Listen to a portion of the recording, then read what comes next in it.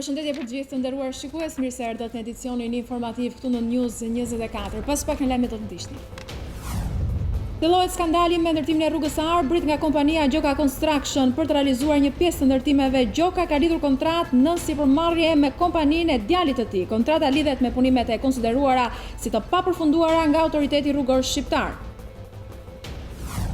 Real Story dhe gazetari Sokol Balla filluan mbrëm rrugtimin e tyre në News24. Kreu i Bashkisë së Tiranës, Erion Velia, ishte i ftuari i parë për këtë sezon televiziv. Velia i artikuloi qëndrimet e tij për presidentin Meta, opozitën, integrimin dhe memorialin e turqëve në kodrat e liçenit. Presidenti i Këshillit Evropian Donald Tusk mbërrin sot në Tiranë, një muaj para vendimit të Këshillit për hapjen ose jo të negociatave BE-Shqipëri. Tusk do të takojë kryeministrin Edi Rama dhe më pas do të zhvillojë një takim me gazetarët. Pije dhe sherr mes 4 të rinjve në Slatin të Dibrës që përfundoi me vrasjen e njërit prej tyre, 29 vjeçari u qellua për vdekje me thik, ndërsa policia vuri në pranga 3 persona të cilët ishin me të në tavolinën e lokalit. 11 kg heroin të fshehura në një automjet janë zbuluar nga policia kufitare në portin e Durrësit, e cila arrestoi drejtuesin e mjetit, 15 vjeçari nga Kosova me banim në Zvicër. Droga ishte nisur nga Kosova dhe kishte destinacion Itali. Vjojmë më gjërësisht me edicionin informativ. Thellohet skandali me ndërtimin e rrugës së Arbrit nga kompania Gjoka Construction për të realizuar një pjesë të ndërtimeve. Gjoka Construction ka lidhur kontratë në sipërmarrje me shoqërinë e djalit të tij. Kontrata me afat 12 mujor lidhet pikërisht me punimet e konsideruara si të papërfunduara nga autoriteti rrugor shqiptar. Thellohet skandali me ndërtimin e rrugës së Arbrit nga kompania Gjoka Construction. Për të realizuar një pjesë të ndërtimeve për përmirësimin, ndërtimin, operimin dhe mirëmbajtjen e rrugës së Arbrit në segmentin Zallbastar Dalje Urajvashës dhe në segmentin Ura e Çerenecit Bllat, kompania Gjoka Construction me administrator Rok Gjokën ka lidhur një kontratë nën-kontraktore me shoqërinë Gjoka 87, administratori së cilës është djali i tij Erin Gjoka. Kontrata me afat 12 mujor lidhet pikrisht për punime të cilat autoriteti rrugor shqiptar i konsideroi të papërfunduara, edhe pse përto ishin marrë parat nga buxheti i shtetit mbi bazën e dokumenteve të reme. Për këtë arsye, ARSH kërkoi nisjen e hetimeve për kompaninë e ndërtimit Gjoka Construction. I pashpjegueshëm është fakti se në këtë kontratë sipërmarrëse rezulton shoqëria Gjoka 87 dhe nën sipërmarrëse Gjoka Construction, pavarësisht se tenderin për rrugën e Arbrit e ka fituar kjo e fundit. Por e qartë është se bazuar në kontratë, Gjoka 87, kompania e Teriut Gjoka, ka vlerësuar si punime të kryera me cilësi të mirë ato që ka realizuar shoqëria e babait të tij. Kolaudimi i punimeve është kryer nga shoqëria IKN SHPK, ndërsa mbikëqyrësi i punimeve ka qenë shoqëria GR Albania SHPK dhe Galf GmbH & Co Engineering KG. Këto punime janë kolauduar në datën 27 maj 2019 dhe konsistojnë në realizimin e 2 urave dhe 3 tuneleve, që sipas ARSH-s janë të papërfunduara. Çmimi total i kontratës nuk është përcaktuar me shifër të saktë, por theksohet se kjo shifër nuk duhet të kalojë 5 miliardë dhe 133 mijë lekë. Pas faktit që një pjesë e punimeve dhe tunelet e rrugës së Arbrit nuk janë përfunduar, edhe pse parat janë lëvruar, ARSH ka zbuluar se përkundër detyrimit që jep ligji, Gjoka Construction nuk ka deklaruar në mënyrën e duhur bordin mbikëqyrës për punimet. News24 disponon përfundimet e kontrollit të ARSH-s. News24 zbardh një tjetër skandal të kompanisë Gjoka Construction që po ndërton rrugën e Arbrit. Në shkresën që ARSH i ka dërguar Agjencisë së Prokurimit Publik në datën 12 shtator, rezulton se Gjoka Construction, përveç shkeljeve të tjera, nuk ka deklaruar në mënyrën e duhur emrat e antarëve të bordit mbikëqyrës të kësaj kompanie që kryen punimet për rrugën e Arbrit, e rrjedhimisht edhe të dokumentave të procedurës së prokurimit objekt ankimi. Rezulton se Gjoka Construction SHA ka dorëzuar shtojtësën 8 deklarat mbi përmbushjen e kritereve të përgjithshme, nga ku rezulton se nuk ka deklaruar në formën dhe mënyrën e duhur emrat e antarëve të Këshillit Mbikëqyrës, sipas shtojtësës 8 të dokumentave standarde të tenderit dhe rrjedhimisht edhe të dokumentave të procedurës së prokurimit objekt ankimi. ARSH thot se bëhet fjalë për mosplotësimin në formën e duhur të një shtojtëse e cila është pjesë përbërëse e dokumentave të procedurës së prokurimit dhe është e detyrueshme që të plotësohet sipas formatit të miratuar nga organet ligjzbatuese. Për këtë shkak, shtojca e dorëzuar nga antari i bashkimit të përkohshëm të operatorëve ekonomik, 11 Marketing and Distribution SHPK, nuk konsiderohet e rregullt pasi nuk përmban të gjithë elementët e nevojshëm dhe të detyrueshëm për t'u plotësuar. Grupi punës i ngritur nga ARSH në përbërje të së cilit janë 4 inxhinier, kanë dalë në përfundimin se dokumentacioni administrativ ligjor kualifikues i paraqitur nga Gjoka Construction dhe operatorët e tjerë nuk është i plot dhe nuk përputhet me kriteret e veçanta të kualifikimit. Avokati Gjoka Construction refuzoi të jepte shpjegime lidhur me dokumentat që ARSH i ka cilësuar si të rreme për punimet në rrugën e Arbrit. Sipas avokatit Ibraj, në rrugën e Arbrit nuk ka patur asnjë komision verifikimi. Lidhur me abuzimet ose më saktë me dhënat e rreme që kompania Gjoka Konstruksion ka depozituar në thesar për të rrequr parat për lidhur me punimet e kryera në rrugën e Arbrit. Cilat janë, të lutem, argumentat që ju na paraqisni për të rrëzuar pretendimet ARSH? Atëherë me përgjegjësi penale, eksaktësisht në rrugën e Arbrit janë kryer 9.1 miliard lek punime. E vetmja pagesë e marrë nga buxheti i shtetit është 2.1 miliard lek sipas parashikimeve në kontratë. Ne kemi kthyer shtetit në pagesë atë veshje dhe atë infitimi pothuajse gjithë këtë detyrim.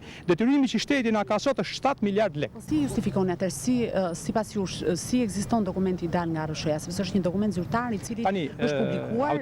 Autoriteti pretendon se ka bën një kontroll tek ne, për hir të vërtetës ka qenë vetëm një shëtitje, pasi nuk na ka njoftuar njeri që të asistojmë gjatë një kontrolli, gjatë një verifikimi, nuk ka patur një komision pranë të cilit ne kemi dhënë objeksionet tona. Në momentin që ne kemi paraqitur ofertën tonë për ndërtimin e tunelit në rrugën e Kardhiqit dhe na ka skualifikuar, duke ju kërkuar nga autoriteti e prorë për motivin e skualifikimit, ajo ka sjellë si argument se Gjoka Konstruksion në rrugën e Arbrit ka paraqitur dokumentat falsifikuara. Po kush janë dokumentat e falsifikuara? Nuk e keni përfunduar tunelin dhe e keni marrë lekë që keni përfunduar tunelin. Tani, këtu ka logjikë matematike.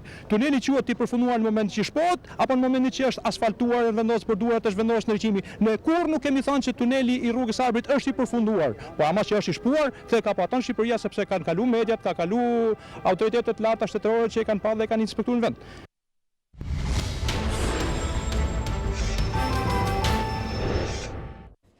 Pije dhe sherr mes 4 të rinjve në Slatin të Dibrës që përfundoi me vrasjen e njërit prej tyre, 29 vjeçari u qellua për vdekje me thik, ndërsa policia vuri në pranga 3 persona të cilët ishin me të në tavolinën e lokalit. Një konflikt i çastit mes 4 të rinjve që kishin konsumuar alkool në fshatin Slatin të Dibrës ka rezultuar fatal për 29 vjeçarin Dukagjin Plaku.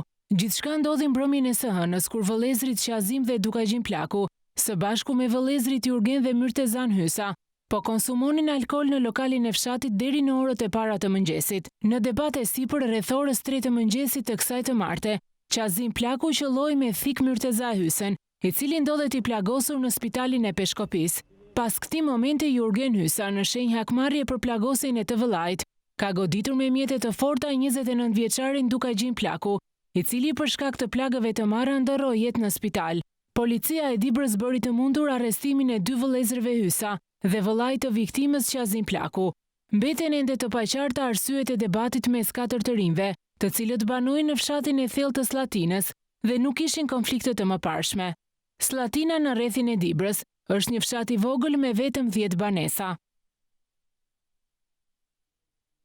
Njeri shqiptar 21 vjeç ka mbetur i vrarë në Britaninë e Madhe. Policia ka arrestuar 2 italianë lidhur me këtë krim, 44 dhe 45 vjeç. Një 21 vjeçar shqiptar Sergio Marku është vrarë në Britaninë e Madhe. Policia ka bërtëditur se fillimisht ai u gjeti plagosur dhe më pas ndroi jetë në spital. Njoftojnë mediat britanike. 2 italianë janë arrestuar lidhur me këtë çështje dhe të hënën u paraqitën në një gjykatë angleze. Francesco D'Agostino, 44 vjeç, dhe Giuseppe Petriccione, 45 vjeç, nuk rezultojnë me asnjë adresë fikse. Aktualisht ata ndodhen në burgun Highdown në Londër. Sergio u gjeti plagosur rënd kur policia u detyrua të hynte me forcë në një apartament në Angli në orët e para të 11 shtatorit. Ai u dërgua menjëherë në spital, por nuk mundi të mbijetonte. Detektivët po përpiqen të zbulojnë rrethanat e ngjarjes, si përfundoi Sergio në atë apartament dhe lëvizjet e tij në qytet para ngjarjes, ka bërtëditur policia. Jemi veçanërisht të interesuar të takojmë miqtë e Sergios në Brighton, pasi dim shumë pak rreth tij dhe duam të zbulojmë se ku jetonte dhe me kë shoqërohej, ka shtuar më tej policia. 11 kg heroin të fshehura në një automjet janë sekuestruar nga policia kufitare në portin e Durrësit. Në pranë nga ka rënë drejtuesi i mjetit, 15 vjeçari shqiptar me inicialet AS banues në Zvicër. Gjatë kontrollit të ushtruar në vijën e dytë në mjetin tip Opel, efektivët e policisë duke përdorur qenë antidrog pikasën drogën të fshehur në gomën rezervë të makinës. 11 kg heroin ishte ndarë në 25 pako. Materialet hetimore i kaluan prokurorisë së Durrësit për veprën penale trafikimi narkotikëve.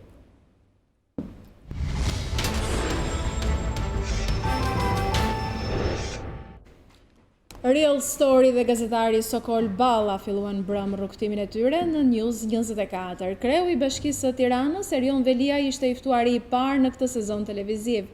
Velia i artikuloi qëndrimet e tij për presidentin Meta, opozitën, integrimin dhe memorialin e turqëve në kodrat e liçenit. Mirëmbrëma.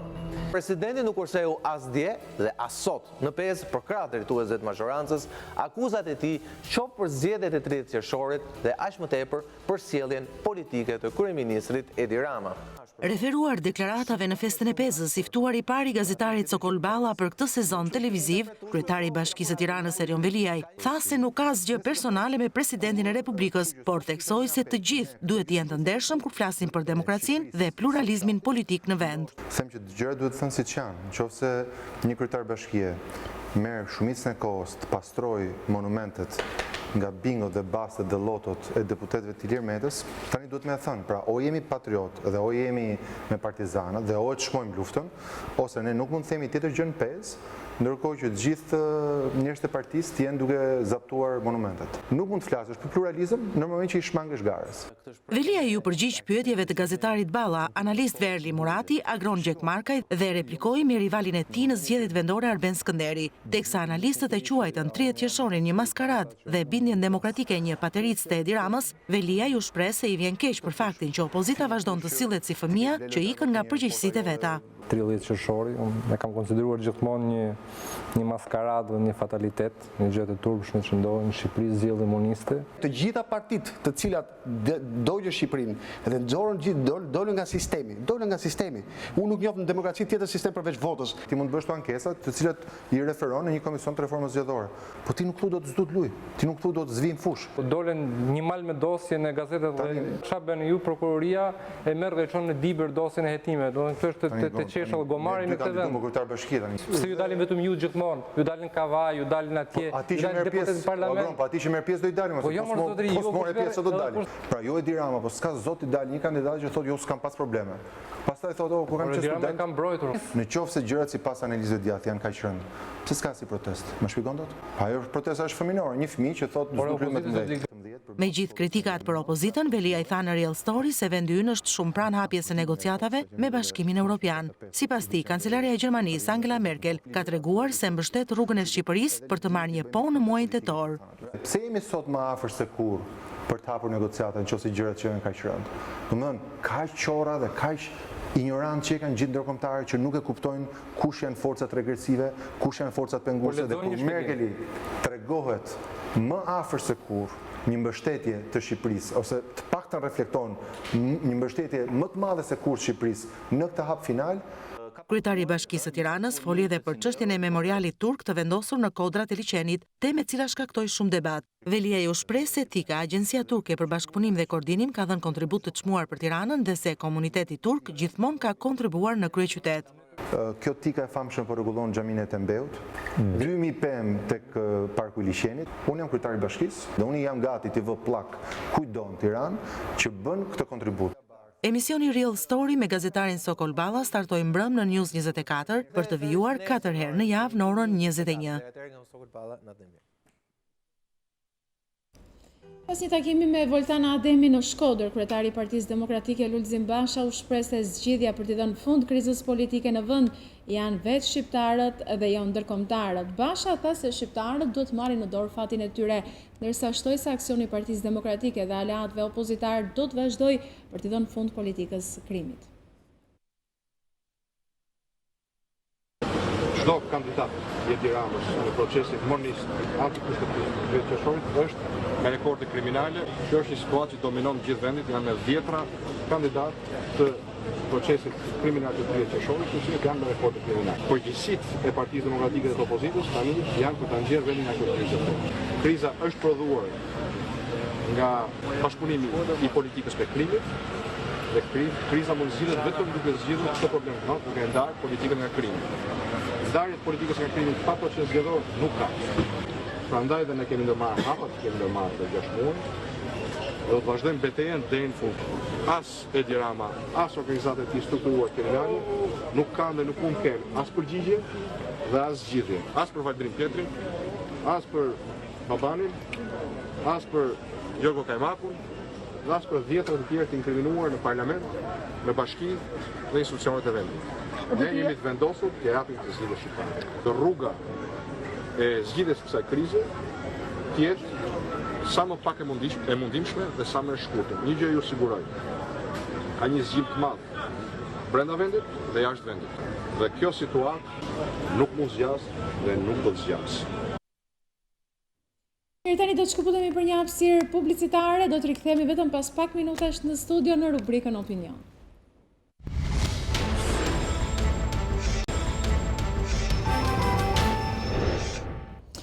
Kthehemi në studio me lajmet, pikërisht një muaj përpara se Këshilli Evropian të vendosë përçeljen ose jo të negociatave të Shqipërisë me Bashkimin Evropian, bërrin në Tiranë presidenti i Këshillit Evropian Donald Tusk. Sipas agjendës zyrtare, Tusk do të takojë kryeministrin Edi Rama në orën 15 dhe në fokus të takimit do të jetë çështja e hapjes së negociatave. Pas takimit me kreun e qeverisë, kreu i Këshillit Evropian do të mbajë edhe një konferencë për mediat në orën 15:35.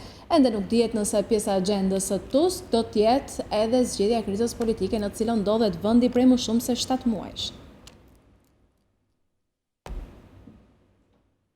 E ditë pas nisjes së vitit të ri shkollor, presidenti i Republikës Ilir Meta bën një thirrje të fortë për reflektim, duke u ndalur në atë që ai e cilëson si të kurrje dramatike të popullsisë. Duke postuar në faqen e tij në Facebook një lajm të Zërit të Amerikës me titullin "Në Shqipëri vazhdon largimi i popullsisë", Meta thekson se të kurrja e popullatës po ndikon drejt për drejt edhe në sektorin e arsimit. Çdo vit që kalon, shkollat po përballen me sfidën e uljes së numrit të nxënësve. Është koha të mendojmë seriozisht për të ardhmen tonë për t'i dhënë fund antagonizmit të pa princip politik që ka sjell një erozion të tmerrshëm social, jo vetëm vlerash edhe besimi, shkruan Meta. Zgjidhja nuk është largimi, por ndryshimi, thekson presidenti Ilir Meta.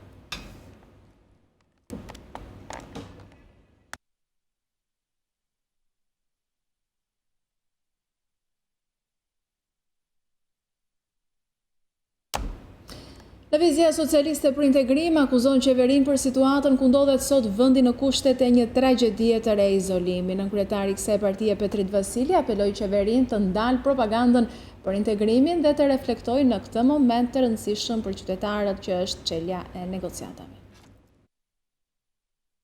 Integrimi europian është sigurisht momenti kyç, është zgjidhja, është dalja nga izolimi, hape një horizonti të ri për Shqipërinë, qoftë pikpamje ekonomike, politike, shoqërore dhe sigurisht krijimi i një mundësie të fortë monitorimi ndërkombëtar e cila hedh dritë mbi errësinë që ka krijuar Edi Rama dhe tij.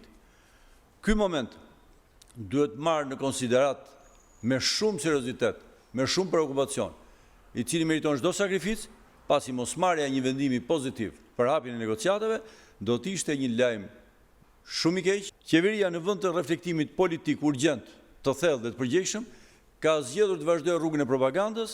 Shqipëria ka marrë 4 rekomandime pozitive, po asnjëherë nuk ka hapur negociatat.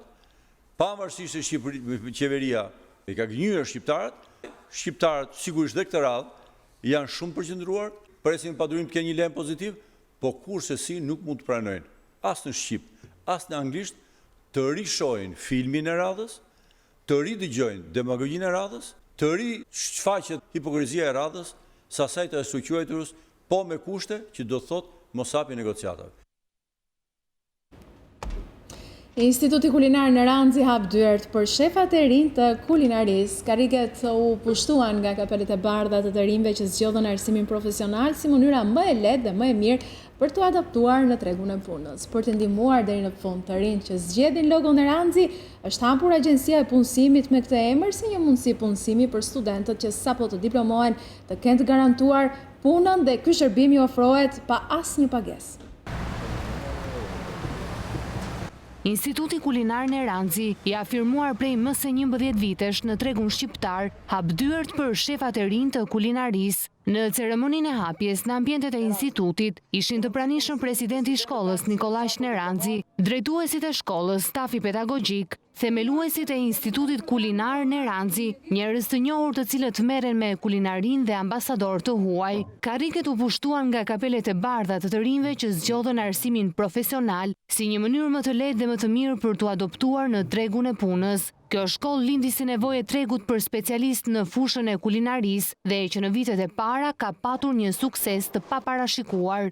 Presidenti i shkollës Nikolaj Neranzi tha se të gjithë studentët e këtij instituti janë punësuar brenda dhe jashtë vendit, duke na bërë krenar me rezultatet e tyre. Kompania familjare Neranzi ka rreth 30 vite që operon në treg në sektorin ushqimor dhe mbas se kjo ka qenë dhe arsyeja që ne qysh në vitet e para të shkollës e kemi ngritur shumë lart stekën e kërkesave për të patur një shkollë kulinarie të standarde europiane. Ata mira student diplomuar në Institutin Kulinar Neranzi tashmë janë gjithë punësuar në restorante, pasticeri, hotele, resorte, në Shqipëri, Kosovë, Maqedoni, madje dhe jashtë vendit tonë, sepse siç e dini edhe diplomat tona njihen. Për të ndihmuar deri në fund të rinjt që zgjedhin logon Neranzi, ne si vjet kemi hapur agjensinë e punësimit Neranzi. Një mundësi punësimi që studentët tanë të cilët sapo diplomohen e kanë të garantuar punën dhe ky shërbim ofrohet pa pagesë. Neranzi theksoi se ky institut ka politikat mbështetëse për të gjithë studentët e talentuar, të cilët nuk kanë mundësi ekonomike, duke i ndihmuar ata përmes bursave. Tjetër risi këtë vit është bërë shkolla 2+1 për studentët të cilët duan bëhen master shefa. Ne kemi politikat tona, politikat mbështetëse. Nëse kemi student talentuar që kanë bërë 2 vite shkollë dhe nuk kanë mundësi për të paguar qoftë edhe një çmim modest, ne këtë mundësi e kemi krijuar nëpërmjet kompanisë Neranzi. Instituti Neranzi mundsoi shkollimin falas të riut Edicioni Bruka me sindromën Down. Pas ceremonisë zyrtare ne u drejtuam në ambientet e institutit, ku çdo gjë ishte e kuruar në çdo detaj. Për pjesëmarrësit u ofruan ushqime, ëmbëlsira dhe akullore të gatuara nga duart e guzhonierëve të ardhshëm, të cilët u shprehën të kënaqur nga kushtet e ofruara nga ky institut dhe mundësinë e punësimit për shefat e rinj të kulinarisë. Unë kam nga 3 vjet që merrem me pasticeri, kam vazhduar shkollën këtu tek Neranzi dhe Neranzi më pa u të aftë që isha për punë dhe për pjesën e pasticerisë, më ofroi një vend pune. Është shumë lart. Ka shumë kushte të duara për pasticeri, gjelateri. Fal kushteve që ofron, cilësisë së produkteve dhe praktikat e përditshme për studentët e bëjnë Neranzin dhe njësisht të konkurrueshme edhe në rajon. Pas akuzave nga opozita se Shqipëria po shpopullohet dhe pasojat po reflektohen në uljen e numrit të nxënësve në shkolla nga viti në vit, Ministria e Arsimit ka reaguar duke deklaruar se gjatë këtij viti në bankat e shkollës mungojnë 10.000 nxënës krahasuar me vitin e shkuar, ndërsa këtë trend e rënës shahini e lidh me rënjen e lindshmërisë dhe jo me emigrimin e shqiptarëve. Ministria e Arsimit përgënjeshtron shifrat e opozitës për uljen e madhe të numrit të nxënësve në shkollat shqiptare. Sipas Ministrisë së Arsimit, numri i nxënësve në rënje ndodh prej vitesh dhe shifrat lëvizin nga 10 deri 20.000 fëmijë çdo vit më pak në bankat e shkollës. Projeksionet për vitin shkollor 2019-2020, sipas ministres Besa Shahini, janë 10.000 nxënës më pak dhe jo 100.000 siç deklaroi opozita dje. Në total si vjet regjistrimet në arsimin parauniversitar, pa përfshirë arsimin profesional, janë rreth 455.000 nxënës. Nëse përfshijmë arsimin profesional, numri total do shkojë rreth 480.000 nxënës. Ne supozojmë që në krahasim me vitin e kaluar do kemi rreth 10.000 nxënës më pak, e jo 100.000 nxënës më pak, ashtu siç keni raportuar ju. Në gjithë 15 vjeçarin e fundit, nga viti në vit, Shqipëria ka patur rreth 10.000 deri 20.000 nxënës më pak në gjithë sistemin e arsimit parauniversitar. Trendi i rënjes së nxënësve në arsimin parauniversitar në fakt ka filluar në vitin 1992, ka vazhduar me të njëjtin intensitet në kohën e qeverisjes së Partisë Demokratike, pra vitet 2005-2013 dhe po vazhdon edhe sot. Trendi i rënjes ka të bëjë kryesisht me rënjen e natalitetit.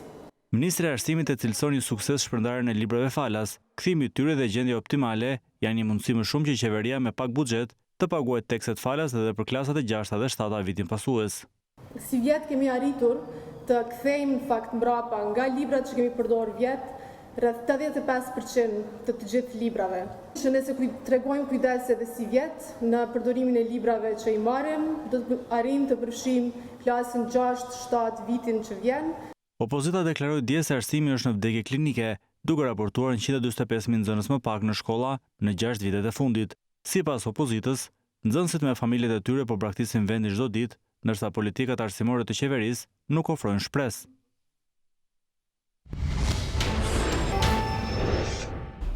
Teatri Kombëtar i Operas do të çelë sezonin e ri artistik në sheshin Skënderbej me opera Opening Countdown, ndërsa nga një prej sallave të rikonstruktuara u dha lajmi se pas disa ditësh e gjithë trupa e teatrit, artistët dhe administrata do të fillojë punë në ambientet e reja. Për herë të parë në historinë e tij, Teatri Kombëtar i Operës dhe Baletit çel një sezon artistik në sheshin Skënderbej me Grand Gala Opera Opening Countdown. Pjesët më të njohura solistike, orkestrale, koralet e famshme nga operat dhe baletet do të vinë për audiencën e gjerë në 2 net. Në natën e parë do të përbëjnë një montazh shumë të bukur të pjesëve më të bukura solistike, korale, orkestrale, të shfaqjeve kryesore që ne kemi prezantuar për gjatë këtyre 2 viteve të fundit, si Traviata, Carmeni, Trovatore, apo baleti Arthuesit, apo baletet moderne. Të gjithë këtë mrekulli të repertorit klasik, por jo vetëm, ne do ta prezantojmë për gjatë 2 mbrëmjeve. Top do të prezantohet edhe me një pjesë që është themeli i muzikës son, ansambli i këngëve dhe valleve popullore, i cili mbart perlat më të bukura të folklorit ton. Detajet dhe pak nga repertori që do të prezantohen gjatë 2 mbrëmjeve u zbuluan në një nga sallat e rikonstruktuara të godinës së operas, e cila do të hap dyert shumë shpejt. Për fatin tim të mirë, shtëpia juaj tjetër ka qenë më afër me shtëpinë time. Ju kam ndjerë më afër. Mendoj që është një nga gjërat më të bukura që kemi pasur në këto kohë, që vështirësia juaj është kthyer në një farë mënyre edhe një afërsi tjetër me administratën tonë, dhe na keni shplodhur sadopak me ritmet tuaja gjatë orareve zyrtare tona të punës, po edhe më pas. Besoj fort në faktin që ata kanë tashmë mundësinë, por kanë edhe nevojën që të fillojnë dhe t'i testojnë këto hapësira. Të gjithë e dim që kjo është një sfidë shumë e madhe për qeverinë shqiptare, nuk është të ndërmarrë ndonjëherë një strukturim kaq i thellë. Kemi mbritur në fund të edicionit informativ të nderuar shikues. Për më gjërë ju mund të klikoni gjithmonë në balkanweb.com, aty lajmet i keni koreale të shoqëruara nga foto dhe video, gjithashtu mund të shfletoni online gazetën shqiptare, të dëgjoni radion shqiptare dhe të shikoni live në çdo moment News24 vetëm duke klikuar mbi live stream. Faleminderit që na ndoqët.